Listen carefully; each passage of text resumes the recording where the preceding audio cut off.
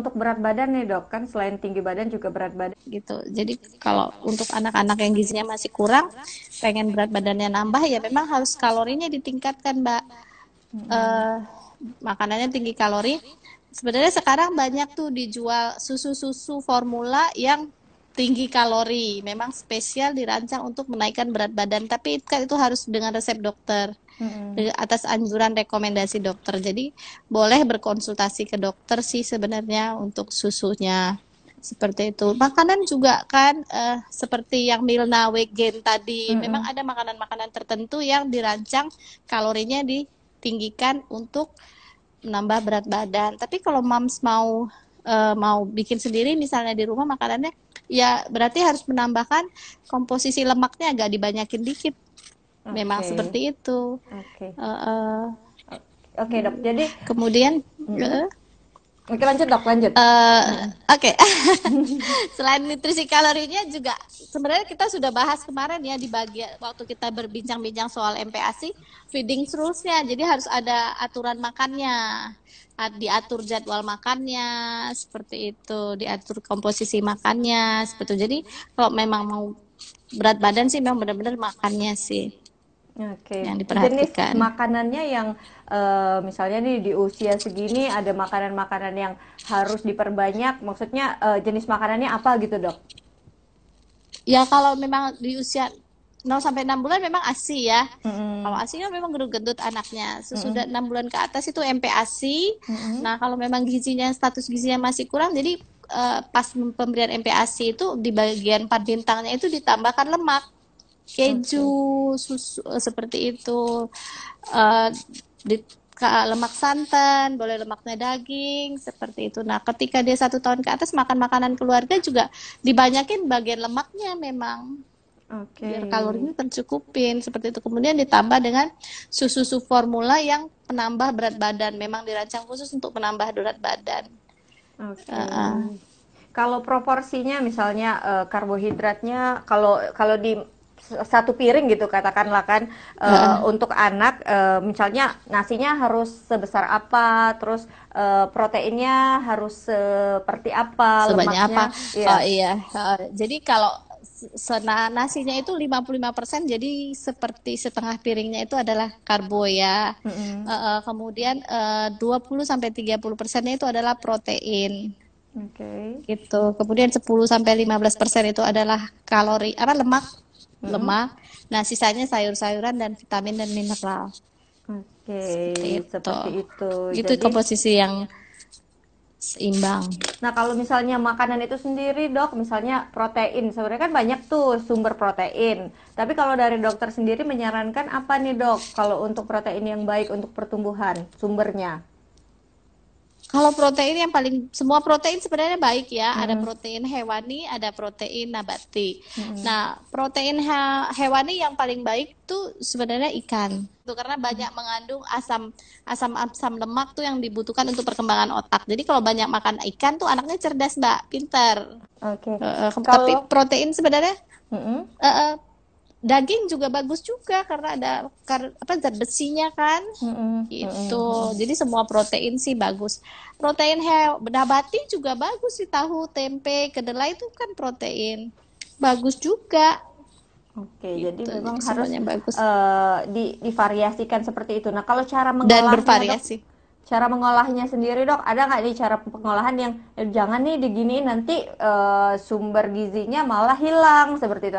Ada nggak sih, Dok? Oh, kalau protein kayaknya nggak sesensitif sayuran dan buah ya. Jadi Ah, mungkin pengolahan pengolahan seperti biasa aja nggak nggak masalah. masalah. Yang penting mateng, iya. Heeh. Justru yang berbahaya setengah mateng. Oh gitu. Karena Mm-mm. ada virus-virus yang belum mati seperti itu atau Kuman, iya, kuman. Oke, bakteri, kita lanjut iya. bahas soal tadi kan udah tinggi badan, berat badan. Nah, ini cara Oke. supaya gigi anak bisa tumbuh dengan cepat. Nah, caranya mencegah supaya giginya tumbuh kuat dan bagus dan cepat itu sejak dalam kehamilan, Mbak. Mm-mm. Karena sebelumnya saya pernah ngomong tentang 1.000 hari pertama kehidupan. Jadi, moms ini sekarang harus tahu kalau kita lagi hamil, bayi itu kan keluar udah ada tulang ya Mbak ya, yang Ya. kelihatan udah ada tulang. Sebenarnya Mbak Rara, giginya juga sudah ada di dalam gusi-gusi itu, dalam Tapi belum kantong-kantong gusi tumbuh gitu kita. ya. Belum turun aja. Heeh. Mm-mm. Nah, si tulang bayi dan si gigi bayi ini kan buatnya dari kalsium.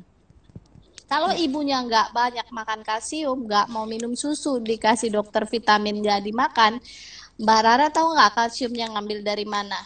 Dari Karena mana bayi tuh, kan Dok? keluar harus ada tuh dari tulang ibu. Oh gitu.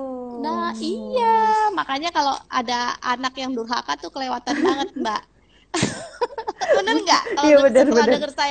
setelah dengar saya ngomong ini masih bisa durhaka, keterlaluan banget. Itu lahir tulangnya dari mana? Ngambil dari tulang, cadangan kalsium di tulang ibu. Makanya ibu hamil kadang giginya ngilu, tulangnya ngilu. Kenapa? Kalsiumnya lagi diambil untuk si bayi. Gitu. Jadi supaya nggak mengambil cadangan kita. Dan bayi juga menyesuaikan ya. Dia sudah tahu kondisinya, kalsiumnya sedikit, ya dia ngambilnya juga nggak sedikit. Jadi kualitas gigi dan tulangnya juga nggak sebagus yang kalsiumnya cukup. Jadi moms tuh kalau lagi hamil harus banyak makan kalsium memang.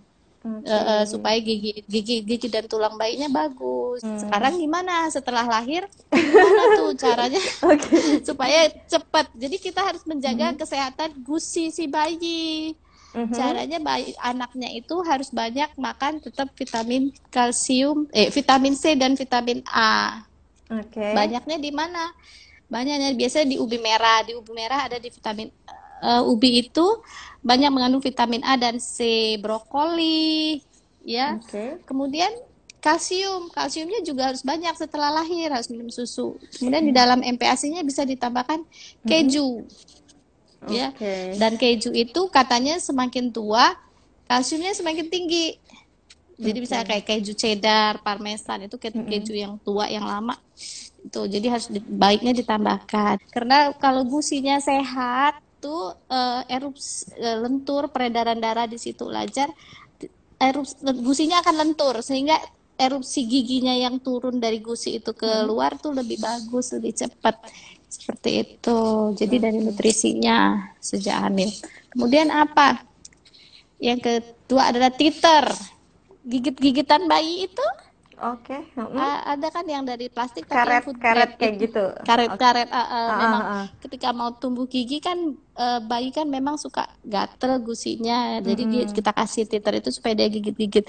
Itu sebenarnya kita melakukan massage gusi juga. Mau massage pakai tangan mamanya juga digosok gitu boleh juga. Pertama massage itu melunakkan gusi kemudian mengalirkan peredaran darah di situ. Gitu. Jadi pakai titer. Kalau nggak mau pakai titer, pakai biskuit bayi. Biskuit bayi. Tapi biskuit bayi loh, Mbak. Iya. Yang khusus Kenapa bayi. bedanya?